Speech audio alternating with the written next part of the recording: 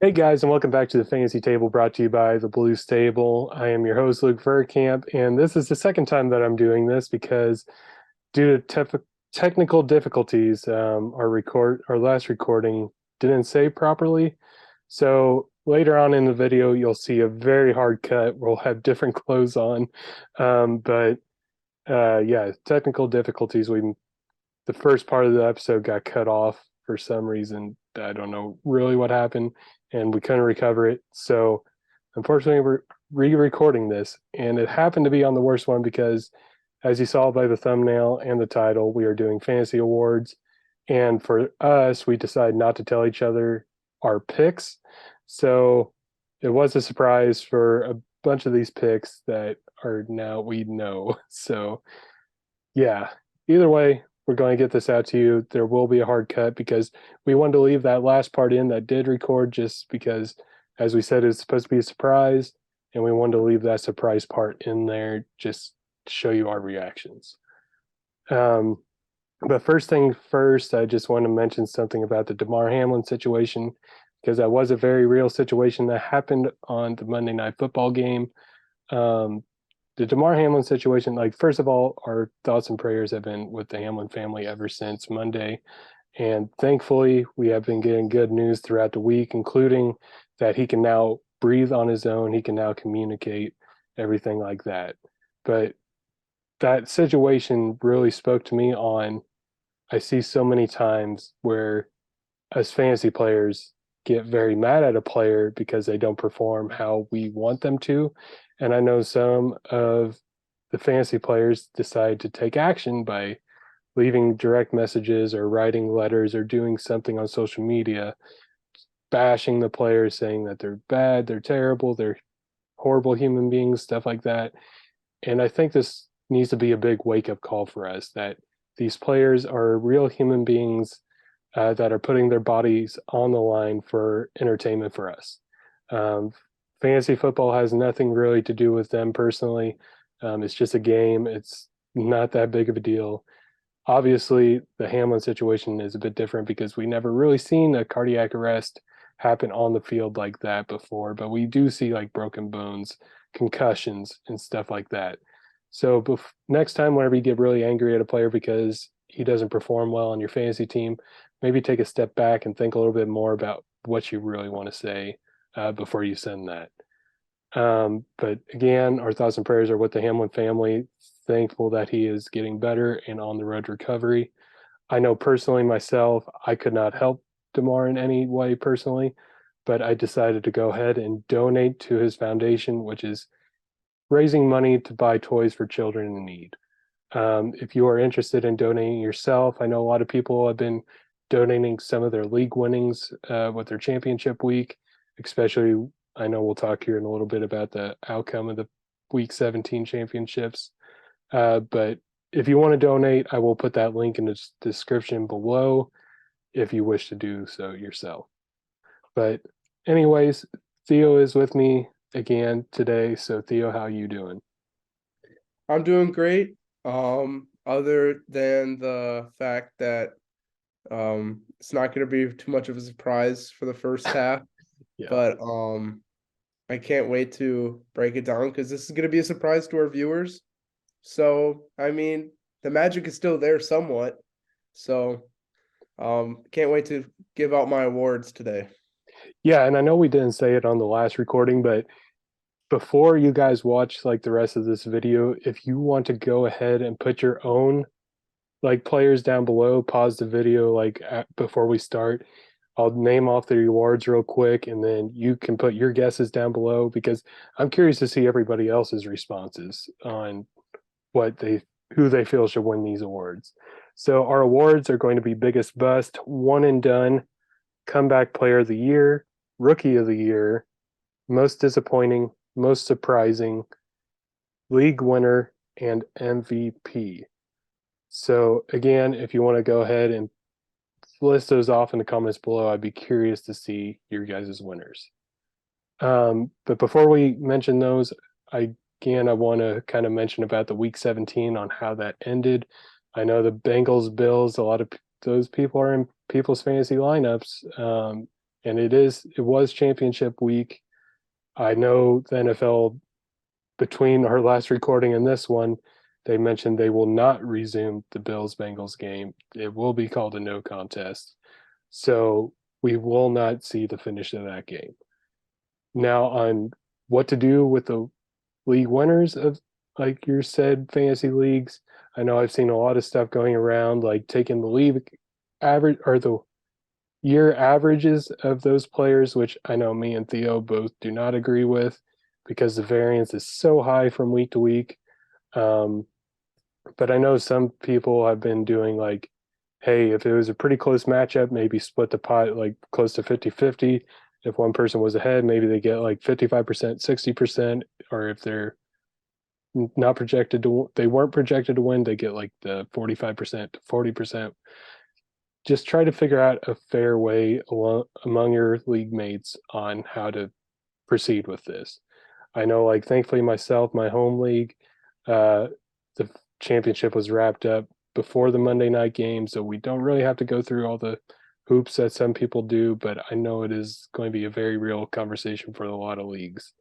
But again, try to work out what is best for you guys, because just be adults. Hey, like, take a vote, do whatever you need to work it out how you need to.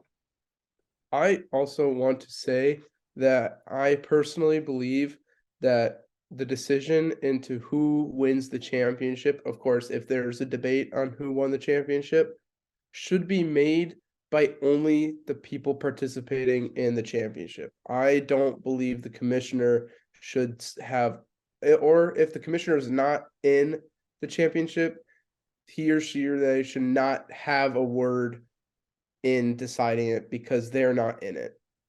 Yeah. That's my personal opinion. I don't feel like being commissioner means that you could decide a championship that you're not in for others. I think it's just more out of league control and just how things are processed, and of course trades, looking out for them as well. Just don't go overboard. I feel like if you're a commissioner and you want to do something about it and you're not in the championship, don't. Even if you see it's like seeing a bad trade, right, from a team, and you're like, wow, this team got fleeced, but it wasn't a clear collusion. Like you're Yeah. not don't interfere with two other teams interacting in your league. Just let it be and let them decide it because they have minds on their own. Surprisingly, they do. Okay. I know commissioners could probably get in their own heads in this, but they can make their own choices, right? They make their own choices setting their lineups. So I have a hard time believing that they couldn't make a decision on what to do for the championship. Yeah, I gotta say, like, I just want to mention something with those trades. Like, unless it's something like Christian McCaffrey and Tyreek Hill for, like, I don't know, like Brian Robinson, and the person that's getting Brian Robinson is clearly on the outs, and then the person getting the two studs is in the playoffs. Like, unless it's something like that, like, don't mess with it. But I do agree with Theo. Like, if the two people in the championship can work something out, that's probably the best way to go about it. If they cannot work something out, then I would get the whole league involved, not just the commissioner. I'd try to get the Mhm. whole league involved so you get more voices heard on their opinions.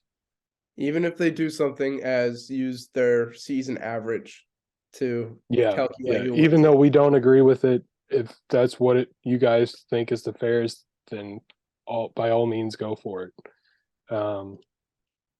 There's truly no right way to go about this. I don't think. I've Mm-mm. saw a lot of different ways, and a lot of different ways work depending on what kind of league you are in.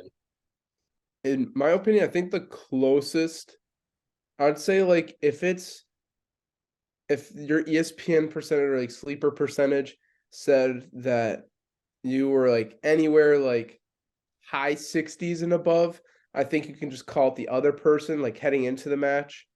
But if it was low 60s or like 50% for like 40%, I wouldn't like. I think the best case scenario for that is just a split pot. Split pot, yeah. That's my personal opinion. I'm not too much of a like. I'm competitive, but I also like avoid drama. I'm not the Yeah, person just to yeah. like, no, I won, no, I won. I'm very much so like the person just to be not cause any drama to pop up. So that would be my decision. Yeah, like for example, if you had like a 35% chance to win, like be respectful and just concede the championship to the other person. Like Or if you feel like you were going to lose, or you take could just divvy up the pot as the percentage of projected that you're heading into the yeah. match. But Like the that's problem the problem is by now you don't know what those percentages are. yeah, if you didn't remember them, I remember mine was literally 50-50. Yeah. So Yeah. that one's easy for me. But yeah, that makes it a lot more difficult for sure. Yeah. If you So once again, just to wrap it all up, there is no right way to go about this. It's unprecedented, so we don't really know what to do. Um, I know some people are doing like taking the week 18 points off of those players and putting them into the championship. You can do that. That's another option. But yeah, just work it out among your own league. Before we move on to our next segment, let me tell you a little bit more about our sponsor, Prize Picks. Prize Picks is a daily fantasy platform where it's just you versus the projections. You can pick more or less on many player projections that they have on any sport you watch. This includes like receiving yards, passing yards, rushing yards on like wide receivers, quarterbacks, and running backs, respectively. All you have to do is pick between 2 to 5 players, and you can win up to 10 times your entry. And that's not all. If you are a new sign on, you can receive a 100% deposit match up to $100 by using code Blue Stable. So if you deposit $10, they'll give you $10, which makes it $20. If you deposit $50, they'll also give you $50, making it $100. And if you do $100 to the max, they'll also give you $100, giving you $200. Download Prize Picks today and play daily fantasy sports with us. Make sure to use code BLUESTABLE, BLUESTABLE, when you sign up. The link is down in the description below if you want to download today. But anyway, we will get back to where we're going, and we're going to talk about our fantasy awards. Again, we're starting out with the biggest bust. Did you? I think you went first, didn't you? I went first, yeah. We'll just go back on that same track. So my biggest bust award, it's the mainstream pick. Um, everybody, I saw Instagram comments flood and the NFL account or the NFL fantasy account page of just it's basically just calling this dude the biggest bust ever in fantasy. I don't think ever in fantasy, but David it's Johnson would have been in the running yes, for that one. yes. If people remember David Johnson, I'd say him. But my biggest bust, well, my biggest bust award this year goes to Jonathan Taylor. He was drafted and ESPN projected as the 101 in sleeper and in Yahoo. I believe Christian McCaffrey surpassed him in there. Justin Jefferson started trickling in closer to the league start. But even as a top 3 pick, he was not even an RB3 in total points. He was RB20 in points per game, and everybody says best ability is availability. He was put on the IR to close off the season. So people that traded for him during the trade deadline, hoping that he could like get him for cheap, and then he could kind of push those championship contenders over the edge. That did not succeed. The Colts absolutely dumpster fire this season. It was catastrophic. Even though he did put up some good games, it's just the fact that the end of the season, it's like every single factor where you thought JT could improve, it did not work out. I looked at some of his total points and his points per game, and some of those players that I thought were comparable to him is Cordero Patterson, who even had a couple great games like heading out of the season. I know he was injured, put on IR during the middle of the season, but the fact that he was able to perform and score at the end of the season, like that's a true help for playoff and championship teams. Or even Latavius Murray, who is only 10 points away from him in total points this season. And Murray was drafted as the RB 113 in the preseason. So, yeah, biggest bust, Jonathan Taylor. Yeah, so I knew Jonathan Taylor was going to be the biggest bust by many people. So that's why I went a different route. I went with Kyle Pitts. Kyle Pitts was drafted as an elite tight end option this year. He was drafted as a tight end 3 in an ADP of around the third round. He was drafted just like a round behind Travis Kelce and a little bit behind Mark Andrews. He finished as a tight end 31 and on injured reserve, so you didn't even have him for most of the season. He had one game as a top 5 tight end, only 2 games as a top 10 tight end, and 3 games total as a tight end 1. And those were his only 3 games that he had over 10 points. His highest finish was in week 8, where most people by then were sitting him for the tight ends like Gerald Everett and those waiver wire pickups at that point. Very unfortunate with Kyle Pitts. I know Theo goes more in depth about him, but yeah, just very unfortunate season. Yep. I sent a tweet out earlier today about Kyle Pitts. I guess we'll talk about it later, but yeah. Yeah, I'll keep yeah. Next up, we got the one and done award. And this, to me, I took it by its definition as like performed like one good week and was done. And that guy to me is Michael Thomas. Michael Thomas was drafted as an unsure of what he would be this year. Some people thought he was going to be elite against them. Some people just thought he was going to be a bust. Didn't draft him. So he was drafted in the middle rounds. Most people did not want to play him in week 1 just because they're worried about like his injury and it's his first game back after so long. He finished week 1 as a wide receiver 8 overall. And then after that, he only played 2 games. So he was the literal definition of a one and done. I know me and Theo talked about it on the last recording, but he was actually a pretty good draft pick for where you were drafting him at, just because he did show you that ceiling that you wanted out of him. Like that's kind of what you were drafting him for. But again, it wasn't a high enough pick to where it killed you.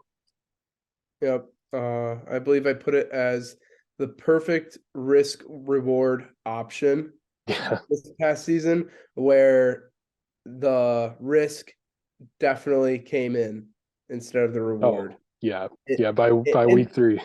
that's what happens. And I don't like when people call like say like Michael Thomas was like had a disappointing season like that in fantasy when his ADP was quite literally around the range of risk and reward. Yeah. You spent that knowing the cost of him possibly having another season where he does not play. But Right. you also had the thought of this dude led the league in receptions, like of all time in the NFL, like the most receptions in league history. And so you hear that and you're just like, okay, I can weigh that in around like the 8th, 7th round, I believe he was drafted in, right? You said? Yeah, it was around there. I don't have the exact round wrote down, but Yeah, so like around like a potential flex starter week in mhm. and week out, like that you're hoping for, and it didn't show out. And after our first recording, I thought this award was the best award Luke gave, like the most fitting one for I sure. Like, actually have a surprise for you yet for this ooh, recording. I have another contender. I For don't this know if one or another one? for this award. I don't know if you want me to mention it now or wait till after you talk about yours. You could talk about yours. It's your floor right now. So my second option that I just kind of realized for one and done, Kareem Hunt, I thought was another very good option. Kareem Hunt finished week one as a running back 4 in PPR leagues, and he never topped running back 20 after that. Wow. So by literal definition of one and done, this guy who didn't get injured was also pretty much a one and done. I didn't know he didn't crack the top 20 after that. That's insane. Yeah, so week one he had 23 fantasy points in PPR leagues, and then his next highest against the Chargers was 14.7, and that finished for running back 20 exactly.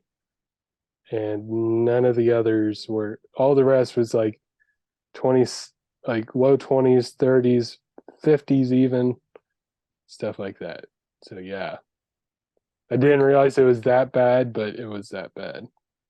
Yeah, and I mean, we talked about it earlier in a last episode or 2 episodes ago about the accounts talking about dropping Kareem Hunt and how we thought that was stupid.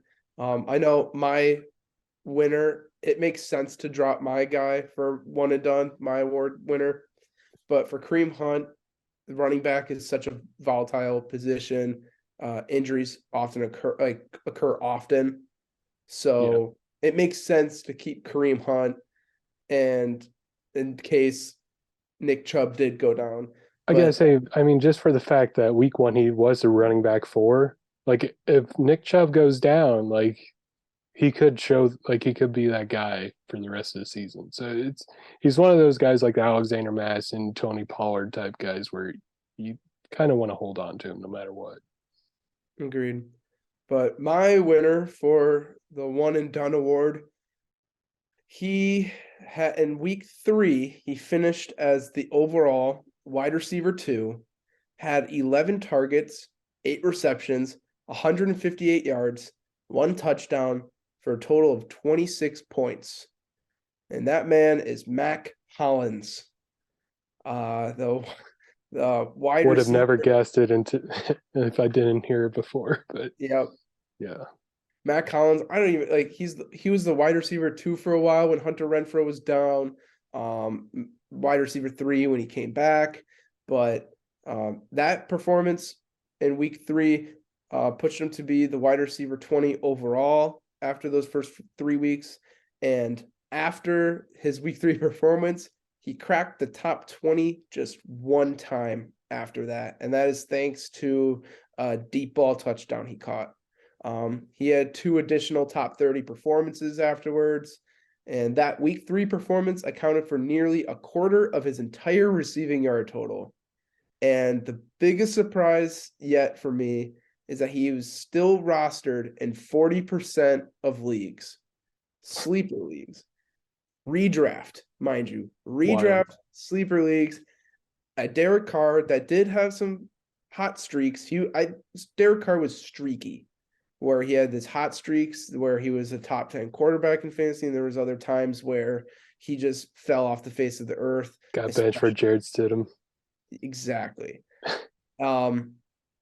With that, and Matt Collins still being rostered in 40% of leagues, he's my one and done, and he's someone I'm surprised people still bothered to roster. I didn't understand it when I saw the stat, but yep, Matt Collins is my one and done of the year. Yeah, I know after you mentioned the Matt Collins owned in like 40%, I decided to look at Michael Thomas. He was owned in 37% in redraft sleeper leagues. And And I know I you made the say, point of him being on IR though. yeah, I And gotta say it's a different story because like Matt Collins you had to have on your bench, but Michael Thomas he could be put on IR if it came to that. like bottom barrel teams just kind of forgot about him and kept him on the IR. Yeah. I've seen that plenty of times, but yep, surprising. But on to my next award for comeback player of the year. My comeback player of the year is not a mainstream pick. I Uh, wish we could have got that back and forth from like last night. I know. Not knowing what her pick was, everybody thinks that this guy, the mainstream pick, it's a running back, but it's not my running back pick. My comeback player of the year is Miles Sanders. Miles Sanders was the running back 45 overall last season, playing in 12 games and had 8.7 points per game. So neither the availability or the production was there. But now this season, he's a low tier RB1 status, being the RB12 overall. I know there are some running backs like Jonathan Taylor that like went down a couple times and just injuries maybe helped him earn that status, but that's part of the game. Availability is a part of the game. Doesn't matter if he benefited it from not. He was the RB12 overall. He tied for the RB13 in points per game this season with 12.7 points. And he had 9 RB2 or more finishes, including 3 top 5 finishes. Half of his games, he produced RB1 level numbers. He was third in the NFL in red zone attempts and sixth in attempts within the 5-yard line. That is a surprising number to me when I saw it because of the fact that Jalen Hurts has about 10 rushing touchdowns this season. So not only are they're using Jalen Hurts in the red zone, which often scares a lot of fantasy analysts on going with the running back because of a mobile quarterback. They'll often use him more because you have the flexibility of throwing the ball or just him scrambling into the end zone. They weren't afraid to use Miles Sanders at the goal line, and it proved successful. He had 0.32 points per snap, which was 20th among all flex players. Players compared to around 0.32 points per snap is Joe Mixon with 0.33 above him, and Jerick McKinnon with 0.31 just below him. He had 0.77 fantasy points per touch, which is more than Dalvin Cook, Joe Mixon, Travis Etienne, Alvin Kamara, and Saquon Barkley. And again, I want to reiterate this point. He did not miss a game. Availability is key, and he's my comeback player of the year. Yeah, you got very like you're happy if you drafted him because like where he was being drafted at, he was considered just like a fringe flex play guy at times and stuff like that. So yeah, you'd be very happy with Sanders. I feel like in a lot of leagues, like I saw the ADP, it was around like fifth overall. Oh, no, fifth round, not overall, fifth round. Fifth overall, geez. No, no, it was around like the fifth round, where like that's kind of like an RB2 hopeful. But I know in most of the leagues I was in, a lot of managers weren't buying it, and Yeah, he fell. yeah. So I don't know if I necessarily believe that ADP all too much. I mean, just from my personal experience, I saw a lot of people fade him more than draft him around his ADP. I gotta say, any competitive league that I was in, he was not being drafted at that range. Yeah, no. I that might have been like an ESPN projection thing. Who knows? Yeah. But anyways, for my comeback player of the year, he is a running back that played in 10 games the last 2 years combined. Um, it is the mainstream pick. I decided to go mainstream for this one. Christian McCaffrey. Many people were scared of the 102 ADP because of his injury history. He finished in the top 30 of running backs in all but 2 games, which is good for 82% of his games. He finished as a running back 11 out of 16 games, which is 68%. You don't really see that too often. He is easily in the fantasy MVP conversation, and he is also in the conversation for the 101 in next year's draft. Short and sweet, but I mean, it's hard to argue. Yeah, I mean that's what I said as well. You can't argue with that pick. There's a reason why he's the mainstream pick. Even being projected that high, you still have to give him the comeback player of the year award just because you're projecting a comeback doesn't necessarily mean that he is going to come back. Right. And Christian McCaffrey met those expectations. So that was a good pick. And that's why he was both of our 101s for this year. He Exactly. he showed that upside. But moving on, we're going to rookie of the year. First of all, I just want to mention Brees Hall because if he stayed healthy the whole year, he probably would have been our rookie of the year pick. Hopefully, he is good for next year because it was so exciting to watch him. Brees Hall was one of the very few that scored at least 10 fantasy points every week for the first 7 weeks. And he was on the Jets with Michael Carter, so he didn't even get 50% of snaps for a lot of those games. But my actual pick is Kenneth Walker, Seahawks running back. Kenneth Walker was only a fantasy starter for you whenever he was a starter for the Seahawks. And since that time, he was only under 10 points in one game, which is astonishing. Great. You always love that whenever you're picking a guy mostly off of waivers. I know he was drafted also in a lot of leagues, but for a flex play, 10 points or more in every game except one is great. And he was also a top 10 running back 3 times during that span, making him my clear cut for rookie of the year. Yep. For my rookie of the year, I guess I'll just jump into it right away because it's a co-award winner. I have 2 winners that tied, Garrett Wilson and Kenneth Walker. You listed off a couple stats for Kenneth Walker, so I'm just gonna quickly read off my bullet points for Walker, and I'll get into Garrett Wilson. I had Walker as a league winner candidate for one of my awards, but I felt like another player was a bit more deserving, even though his league winning stint didn't last as long as Walker's. But Walker was for sure, even as a rookie, up for that award. For the full season, he was the RB19. And when Rashad Penny went down in week 5 on October 9th versus the Saints, Kenneth Walker took over and jumped at the opportunity to be the Seahawks run heavy RB1, which he absolutely took and destroyed. If you count from then on, from that week 5 on, he's fantasy's RB8 in total points and in points per game. So easy pick for rookie of the year. Agree with Luke on that one.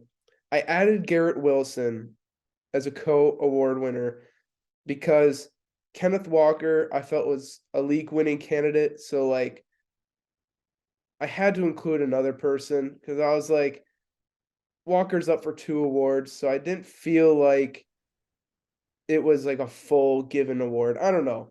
But I wanted to recognize Garrett Wilson's rookie performance because he broke over Definitely 1,000 needed to. yards. What? I said definitely needed to recognize him because Yeah.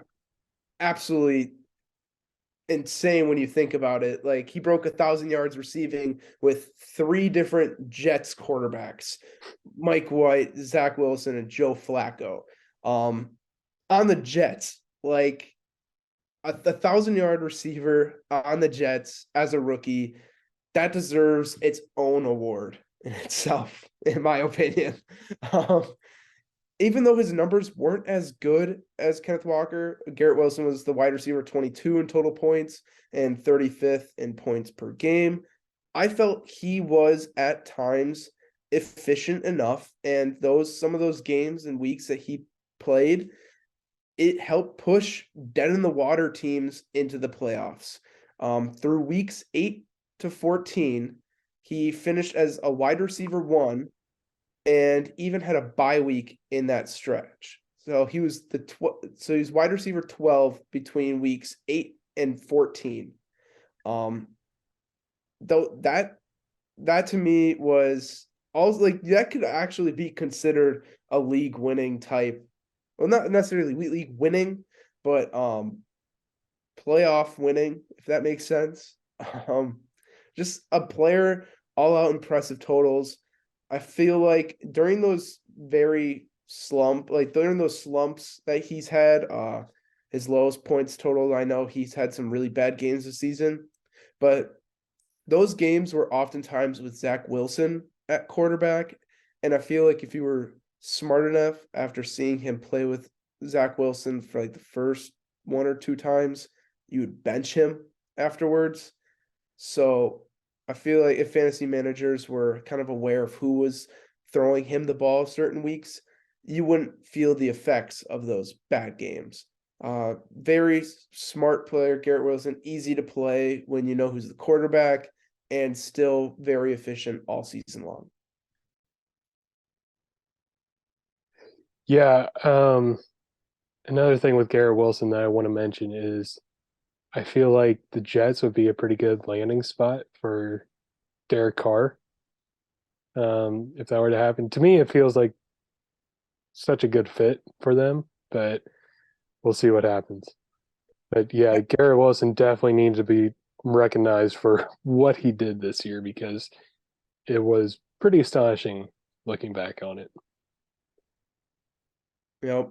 And my next award for most disappointing. Um it's funny because this one is Luke's biggest bust award. It's Kyle Pitts. I described it as how a parent you could be. It's like when a parent says like I'm mad at you, or like I'm not mad, I'm disappointed. That kind of hurts a little bit more. I felt more mad at Jonathan Taylor's performance and more mad at his overall situation, how that went. I didn't feel a sense of disappointment from that. From Kyle Pitts, I felt a sense of disappointment because of how much opportunity he had. And the production wasn't there. And a lot of that could be, granted, a lot of that can be put on Marcus Mariota and his style of play at quarterback, or Arthur Smith during the beginning of the season saying he doesn't care about your fantasy teams and he's going to play Kyle Pitts however he wants. I felt that like that got me disappointed because he was the tight end 3. He was the Fantasy Pros consensus tight end 3, and he was my tight end 3 as well. Fantasy Pros ranked him as a tier 3 player, along with players like Travis Etienne, James Conner, Josh Allen, and T. Higgins. Like those are a lot of players that I feel like looking back at, it makes sense that you would draft them, all of them, ahead of Kyle Pitts, but a lot of people thought that Marcus Mariota had a few great games with the Raiders and him having a season-long start, that with that opportunity and the volume, he's going to succeed just solely based off of that. And Well, to that me, was, real quick on that, to me, the Marcus Mariota point was more based on he did really well with Delaney Walker back in Tennessee, and his offensive coordinator there, Arthur Smith, is now the head coach for the Falcons. So it's like surely it's going to work out because Delaney Walker was good in Tennessee with Arthur Smith and Marcus Mariota, and now you get a more talented tight end in Kyle Pitts, and you got the same guys. So I figured, hey, hopefully this will work out. And Kyle Pitts, of course, was hyped up as a type 10 tight end pick. So yeah. like you just think that it would revive something, right? And I know that Marcus Mariota wasn't the same player as he was back in Tennessee, but I mean, just the hopefulness of it, and he's a generational talent at tight end, and he continues to show flashes of it. I just don't believe that his opportunities that he does receive were quality enough to grant proper production. I know I forgot the number off the top of my head, but it was bottom 20s in out of all tight ends in quality passes thrown to him. He was just not getting the quality work done. His preseason ADP was 33, which is around late second round for most 12-man leagues. And throughout the season, he had the lowest plus or minus expected points total on the season with negative 30.7, averaging 9.2 expected points per game.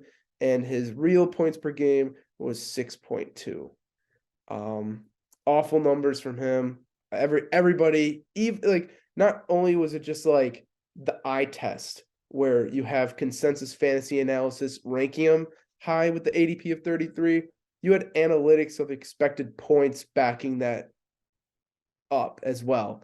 And all else, everything just failed for him this season. I was disappointed. But I want to talk about his volume a little bit more and why I'm not necessarily fading him. Just because I'm disappointed and he's the most disappointed player I am in this season, I'm not ready to fade him yet. I want to see with the Falcons quarterback position as a question mark right now, since Desmond Ridder did not play like a Mahomes did. I mean, Mahomes, granted, he was a first round pick.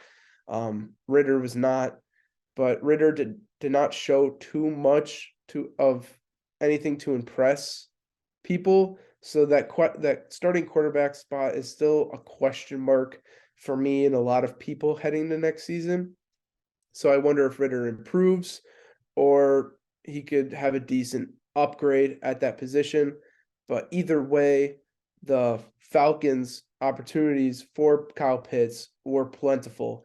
He was targeted on 34.3% of his routes, which is first in the NFL. These are all among tight ends. Team target share of 27.3%, which is second. Played in over a quarter of his snaps from the slot. He ran routes on 76.1% of the pass plays called, 11th best in the league. 772 air yards, good for fifth. And he received 13 deep targets, which is good for first, along with an ADOT of 13.1 yards, second in the league. Those are all around the top. Those are in the top 10, except for the routes run on pass plays called.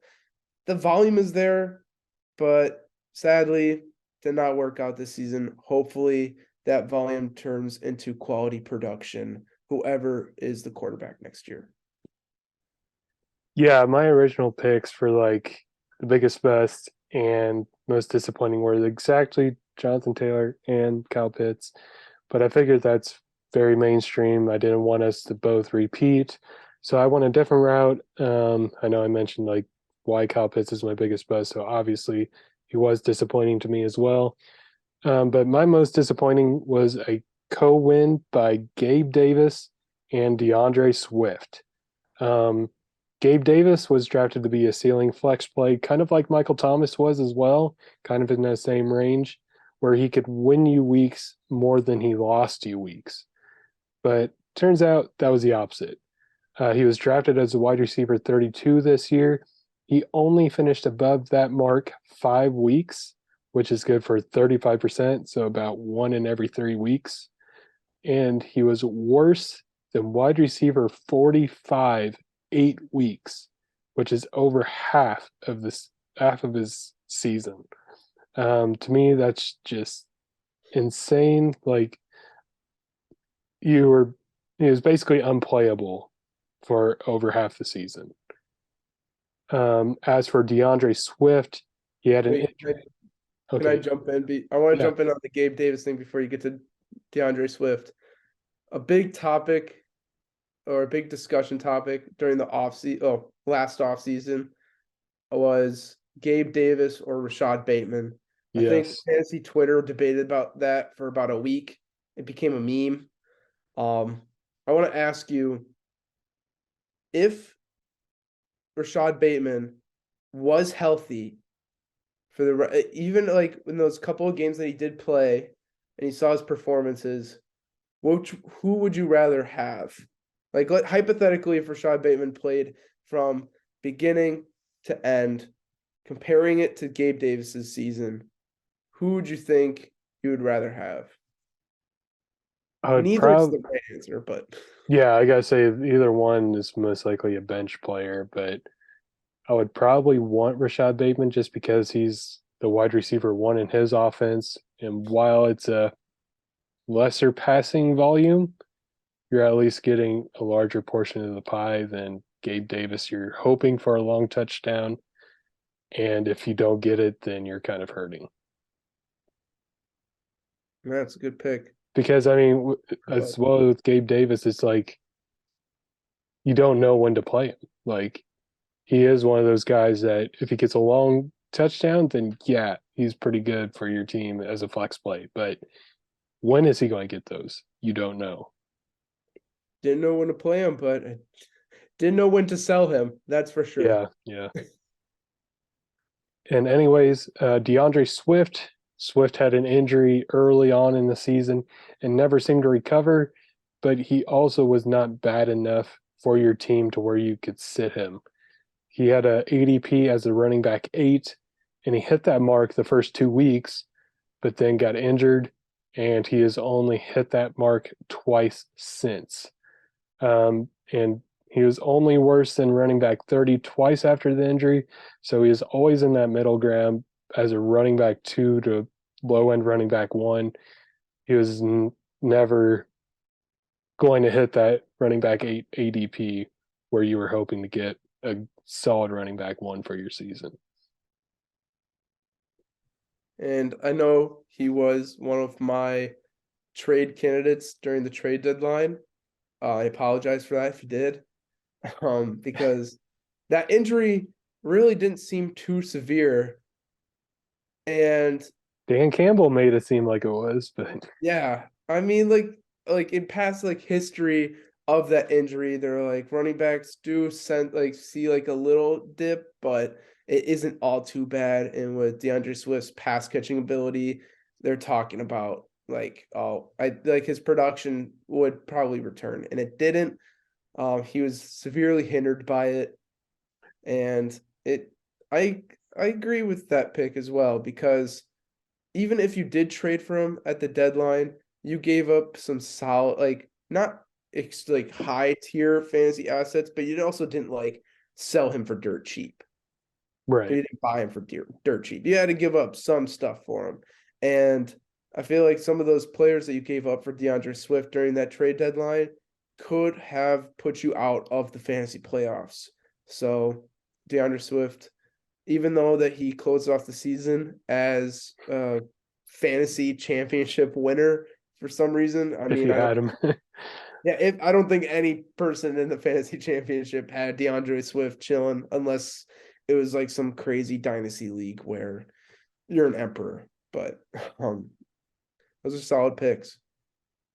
Yeah, and another thing with Swift is just like he seemed like he was healthy enough and he was efficient. Like you saw it on the field that he was still getting his big plays and stuff like that. It was just that he was not getting very many touches, and that really hurt him.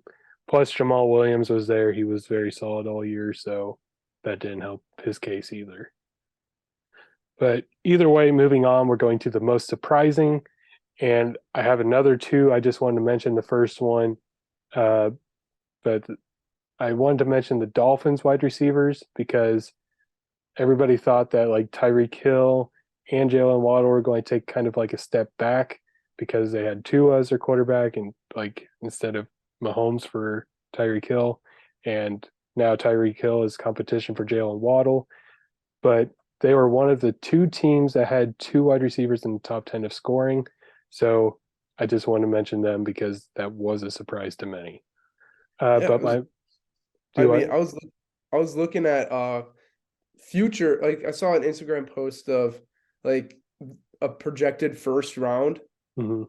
and Tyreek Hill was, I believe, 108, Yeah, and I that, which is crazy to think because I pulled him in the late second round last season, and I was like, okay, I know he's a I know he's like a great player, like potential Hall of Famer, but I was like, I don't know about Tua. That just completely caught me off guard. I didn't know he was going to be like one of the best wide receivers in fantasy. So I'm glad that's yeah, I'm glad that that's how it turned out though. Love I that gotta seal. say, yeah, I got him at the 211, and the only reason I drafted him there was because the person that was at the turn at the 212 and 3-1 was a Dolphins fan, and I Oh was yeah. like, oh yeah, they're taking Tyreek Hill. I mean, so I decided to take Hill in front of them.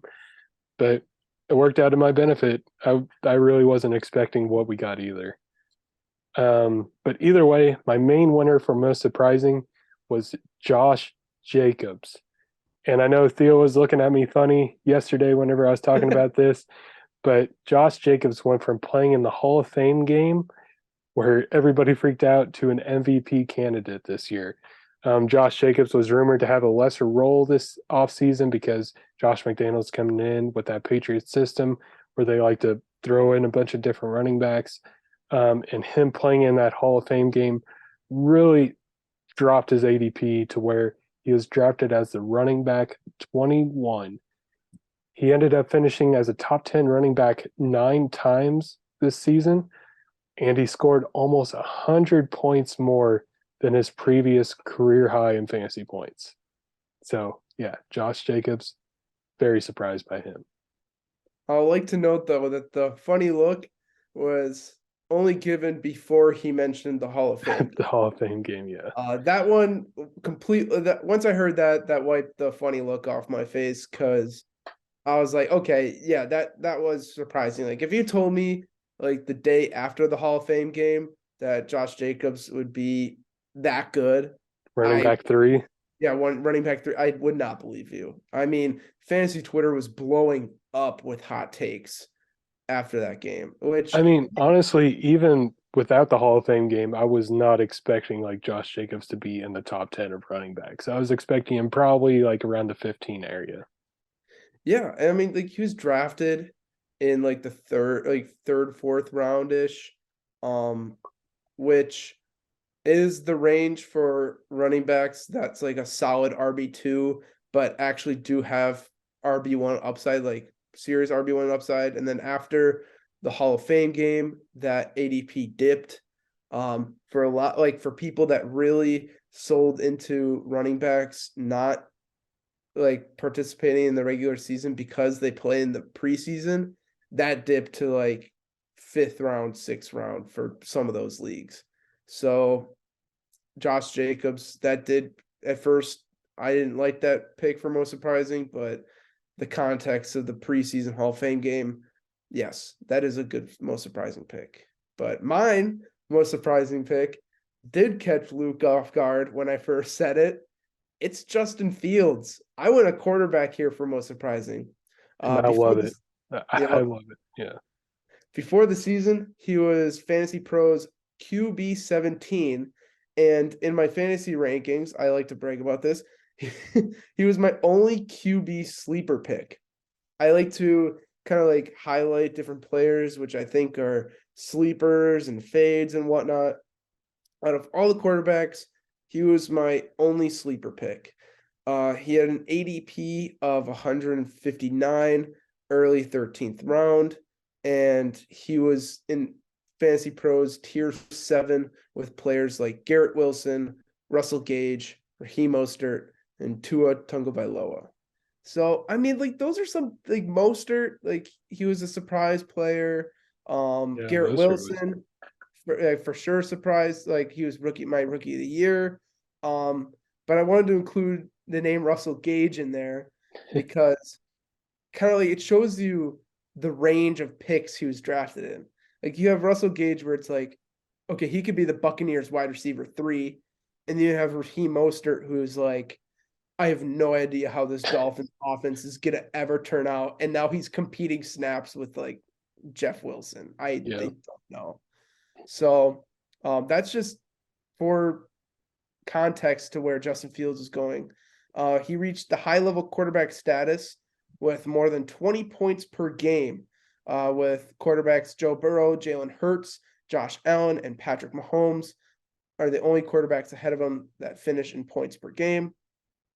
After week 5, which was Fields' first quarterback 1 level performance, he did not finish as he was not a quarterback 1 in just 1 week, which was week 16 versus Buffalo. So he had Which that is kind of clean stretch. expected. Yeah. Yep. Not only did that stretch include impressive run of quarterback 1 performances, he finished as the top 5 quarterback 5 times, twice as the number 1, week 9 and week 10. Most rushing, he had the most rushing yards and yards per carry by the quarterback this year with 1,143 yards and 7.1 yards per carry. That is 379 more yards than the next highest, which is Lamar Jackson. And he had most scramble yards in the NFL with 721, which is 204 more than Josh Allen at the 2 spot. So not only did he surprise me, he absolutely dominated and he cemented me for a top 7 quarterback pick for next year. I think he's in my top 7 for next year for sure. If this, with his talent around him and wide receivers, Khalil Herbert out for most of the year, and he still finished as the overall QB5 and was scrambling at a rate none of like that better than Josh Allen. He has to be in your top pick for quarterback next year. He just had too many high ceiling games for you to leave him out of your top 10. Yeah, Justin Fields could easily be the Jalen Hurts of this year, where it's like you see the flash, but he's not being drafted up there with like the Patrick Mahomes and Josh Allen and stuff like that. But he's still probably going to make that jump. Like the Bears, they're likely, yes, they're sitting at the number 2 pick right now, but they're probably going to be able to trade back and get a haul. And they're likely, they could draft like Jackson Smith and Jigba or Quentin Johnson, like some big name wide receiver in the draft or free agency, maybe, who knows? But either way, he should be able to have better weapons than what he did this year because he didn't really have any weapons this year. So yeah, that's a great pick. That didn't even come across my mind. I saw a Twitter post talking about how the Bears should follow the league script of like the Eagles adding AJ Brown, Yeah, and how Stephon Diggs joined Josh Allen. They're like, Justin Fields needs a veteran, proven wide receiver to join the Bears. And I think the name I saw most often was DeAndre Hopkins. see, I saw that name too. I think I saw that exact tweet. Okay, But to me, Hopkins is too old for what the Bears are doing. I agree. I know another name that I saw with that was like DJ Moore, which is I would love that. I would which is an actually interesting option. love that pick.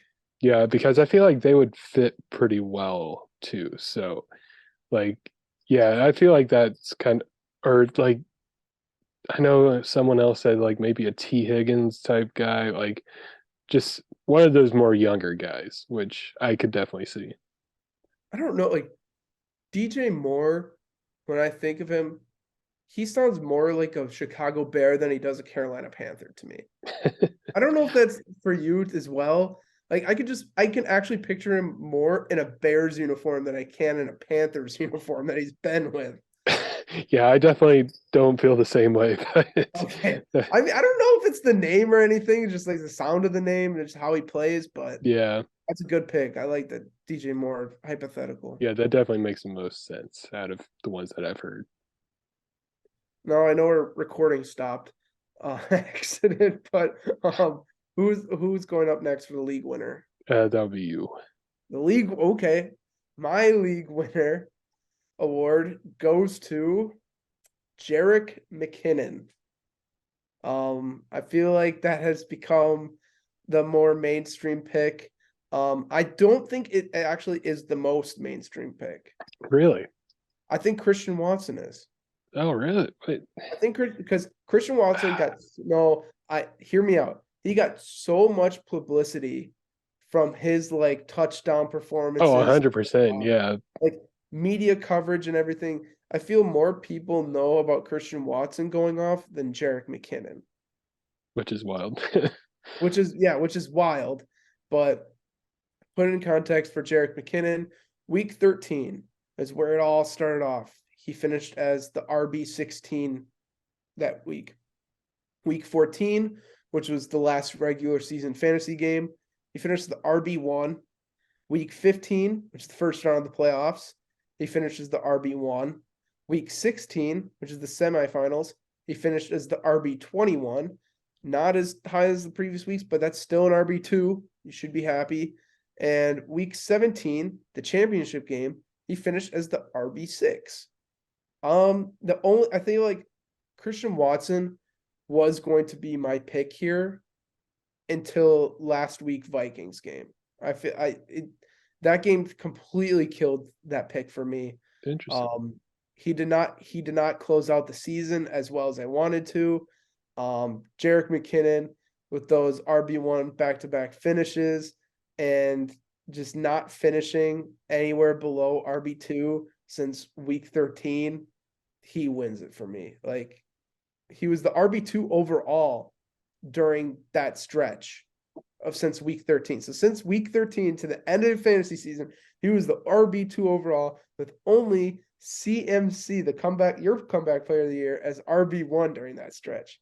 His 1.25 points per touch is You wanted to start Kenneth Walker over him. Who? Oh, me? Yeah. Remember that Or, Kenneth Walker off the injury? You were like, oh yeah, it's starting him over McKinnon. Do you remember that? no, was that McKinnon? Yeah, you said Pacheco. You would rather start Pacheco. Oh, yeah. Yeah, that was tough. That's tough. Don't remind me of that take. Uh, his 1.29 points per touch is the most among all running backs. He's fifth in yards per target across all backs with 7.89. His yards after catch per reception is 10.32, and he has the most receiving touchdowns by a running back with 8, and he did this all with 65 total targets, the 8th most. I mean, you're talking about pass catching backs. You're talking about Austin Eckler, Christian McCaffrey, of course, those are the top of the totem pole. But Jerick McKinnon proves that those receiving backs do a lot. And like, if you were a proven receiving back, like, the upside there is real. Like, you cannot pass this up. Jerick McKinnon is the epitome of that. He is my league winner. If the Chiefs don't draft a running back this year, where does McKinnon go in fantasy drafts this next year? Like, I have to put him in the 5th round. I would draft him in the 5th round. he's going to be rising quite a bit after like his end of year here. And I wanted to see. Oh, sorry. I want. no, you're good. Before I move on. That reminded me of something. I wanted to talk about. I wanted to compare this to the Amon-Ra St. Brown stretch to last year, but the only thing I'm afraid about is Pacheco and the fact that the Chiefs could easily bring in another pass catching back. Yep. And there's plenty out there. Like, that's something you have to look out for a lot during March and in April during draft time. But that's the only thing that scares me, because Amon-Ra St. Brown, after that stretch, everyone and their mom understood that Amon-Ra St. Brown was going to be the wide receiver 1.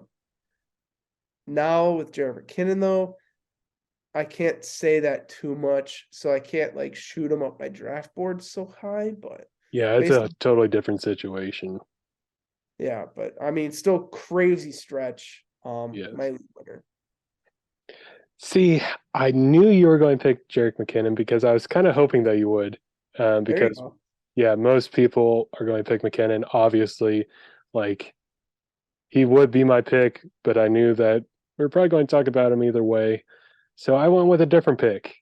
And it's not Christian Watson either. It's a tight end. Do you know who this is? Juwan Johnson. No. It's George Kittle. Oh, yeah, you're right.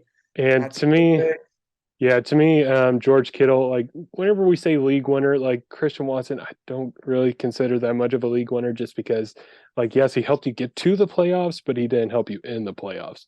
George Kittle, on the other hand, if you happen to make the playoffs with him, you were ecstatic and you could have easily won your league just because of him. He finished as a tight end one every single week of the playoffs, scoring at least one touchdown each week. He was the top 3 tight end the first 2 weeks of the playoffs, at least helping you get to the championship. And he had 5 touchdowns in the 3 playoff games. That is what I call a league winner right there. As soon as you said that, I remember I was looking through all the candidates and I saw his numbers. And I was like, dang, I didn't think about him as like a candidate for this because Jerick McKinnon was by far like my one. Yeah. I just stumbled across like looking at tight ends and I was shocked because like you didn't hear anything about Kittle this season. I didn't hear anything about Kittle this season. Well, and Except for the craziest one part week. is, the craziest part is that he did all this with Brock Purdy at quarterback. Mr. Relevant. Yep, Mr. Irrelevant. That's true. No, his new nickname is Mr. Relevant. Yeah. You got to keep up with the Yeah. times here, Luke. Come on. I do. I'm getting old. getting too old here. But anyway, of course, we saved the best for last. This is our MVP picks. Here, name off your candidates first, and then I'll name off. Candidates. Christian Do you have McCaffrey. candidates or no? Yeah, Christian McCaffrey is one of my candidates. And while we're doing this, I'll go ahead and name my second place and kind of talk about him real quick because I was going to mention him either way. And that is going to be Travis Kelce. Second place, Travis Kelce. Okay. Yes, my second place. And the reason is you drafted him as tight end one. He finished as tight end one. Kelce was the tight end one once again, like he always seems to be. And he finished with almost a career high in receptions, reception yards, and he tied with his career high in touchdowns. So he gave you like almost a career year this year. And he scored almost 100 points more than the tight end two.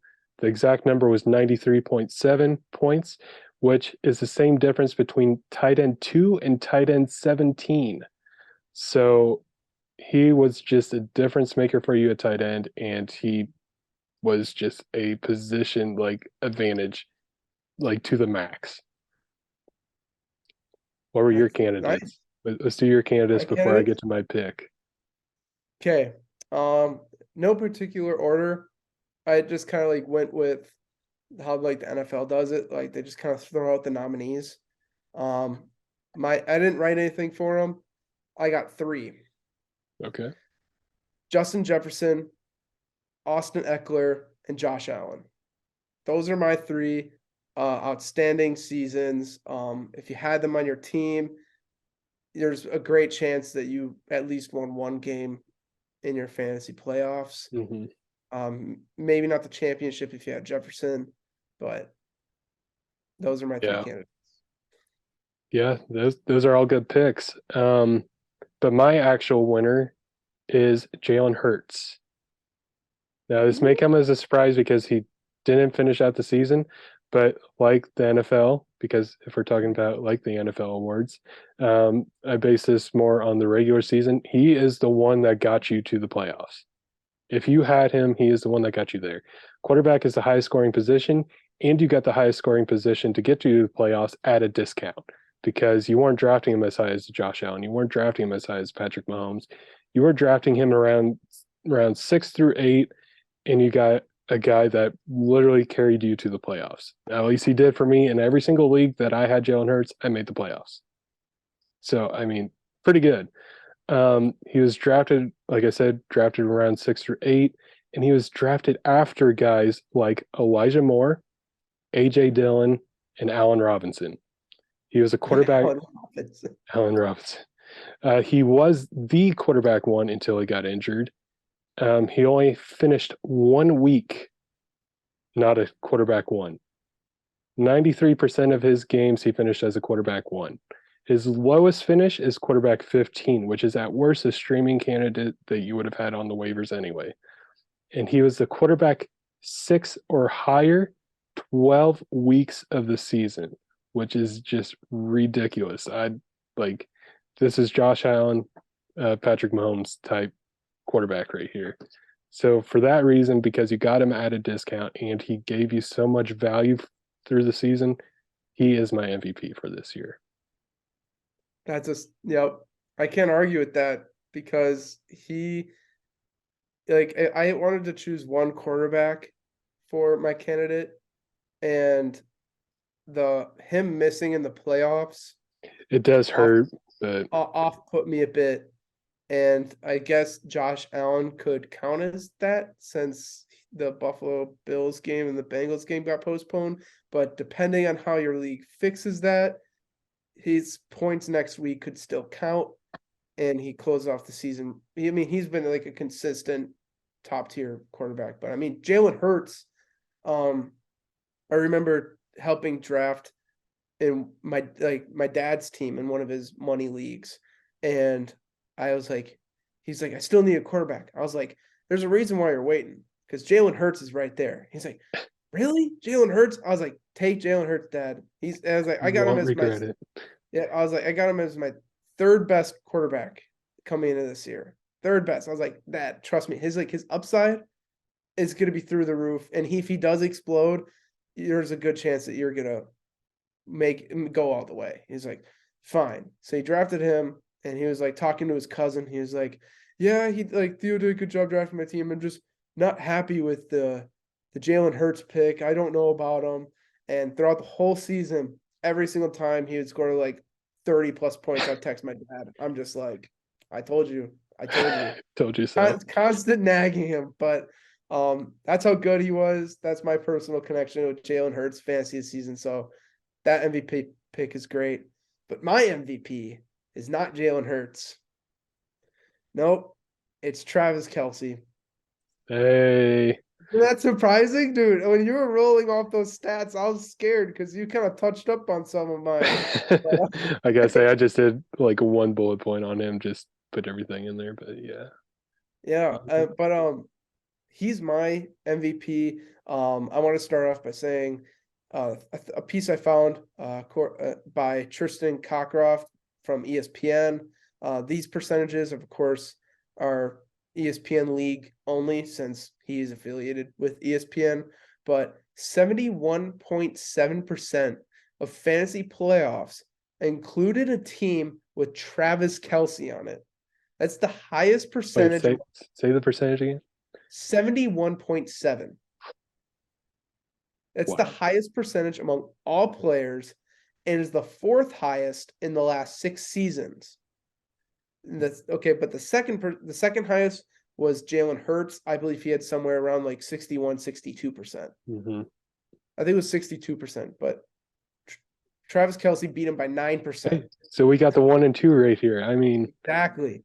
So you had the highest percentage among all players and the fourth highest in the last 6 seasons. The 3 other ahead of him are the 2019 Christian McCaffrey, 2017 Alvin Kamara, and 2018 James Conner.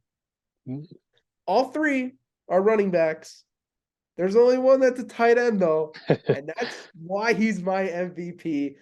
You can't. There comes a time where a position like running back has to take a back seat to the greatness of like how well one insignificant position did better than any other one. He had 14 tight end 1 performing games. 10 of those games being in the top 5. For a tight end is just blast. I don't understand that. I looked up stats for 50%. So these are all flex players that have played 50% or more of their total team snaps. He was 8th in total points. So this is like including tight ends, wide receivers, running backs. 8th in total points, 17th in points per touch, and was the second tight end behind George Kittle. Tied for 9th in points per snap. He was tied with Travis Etienne and Jalen Waddle. And the next best tight end, so he was 9th in points per snap. The next best tight end was Kittle in 34th. Wow. And points per snap. So it's not only like he's in there a lot, like he's 9th. and he had third most in the league in receptions with 104. Fifth in the league in touchdowns. And I think my number is a little bit different from yours. I don't know if you went PPR. I did go PPR. Okay, I went half PPR in mine. Okay. So in half PPR, the difference of 84.2 points from the tight end two, which is the second highest difference in fantasy history, trailing Kellen Winslow in Oh 1980. my goodness. Isn't Wow. that like since 1980, there hasn't been this big of a difference. He has, so as we know, average 12 teams in a league. So I'm gonna go by the tight end 12. So the difference between Kelsey's tight end absolute one performance and the low tier tight end one performance was 148.4 points. That's the difference between his tight end one performance and the tight end 12. And 148.4 points is more points than the tight end 5 scored, Taysom Hill. The difference between his performance and the last tight end one performance was more than the fifth guy. That's wild. For you're doing this in half PPR, all in half PPR, Yep. correct? half, And just yes, like half. the crazy part is, like half PPR, Taysom Hill didn't catch passes. Like his was like a And he bunch was of fifth. rushing. So yeah, and he was fifth. So That surprised me too. For comparison, the difference of wide receiver 1, Justin Jefferson's points, to the wide receiver 12, T. Higgins, is 116.1, which is more than the wide receiver 46, KJ Osborne. So that shows you like how close that gap is. And Mhm. the difference of RB1, Austin Eckler's points, to the RB12, Jamal Williams, is 111.5, which is more than the RB39, Brian Robinson. So that the gap between his performance and everyone else was that much more. It's just ridiculous. And it's just, I had to give him my MVP. So Travis Kelce's my MVP of the 2022 fantasy season. And yeah, I mean, obviously that's why I mentioned him, because like he was my number 2, just behind Hurts. But I mean, yeah, those are our awards. And while we're speaking about Kelsey, I know our next episode, I'm not sure when we're going to record. We still have to talk about that because fantasy season's over. We might not be doing. I doubt we'll be doing every week or anything like that. But either way, I know we're doing like a lessons learned from this year going into next year, and I know Travis Kelsey's probably going to be a pretty big discussion on them, like as 101 potentially, and like maybe a safe, like the safest 101 you can do. Like at least that's what I'm like thinking at the top of my head. Like I feel like nobody's going to be safer next year than what Kelsey will be. Yeah. I know I don't want to discuss a whole nother episode, so I'm Yeah, gonna hold no, back my opinion, try as hard as I can, but I had fun yeah, this one. I yeah, can't wait for next year's awards. yeah. This was fun, very enjoyable. Sad that the season's over, but glad at least I got a championship out of it. And that championship did have Travis Kelsey in it. So yeah, that There you was go. nice. That See? was nice. But yeah, 71.7. Insane. insane. Absolutely crazy. But anyways, guys, that will be all for us today. Once again, I'll put the link to the GoFundMe for Damar Hamlin's foundation if you wish to donate. But yeah, until our next time, we shall see you guys and hope you guys won. If you did, make sure to let us know down below.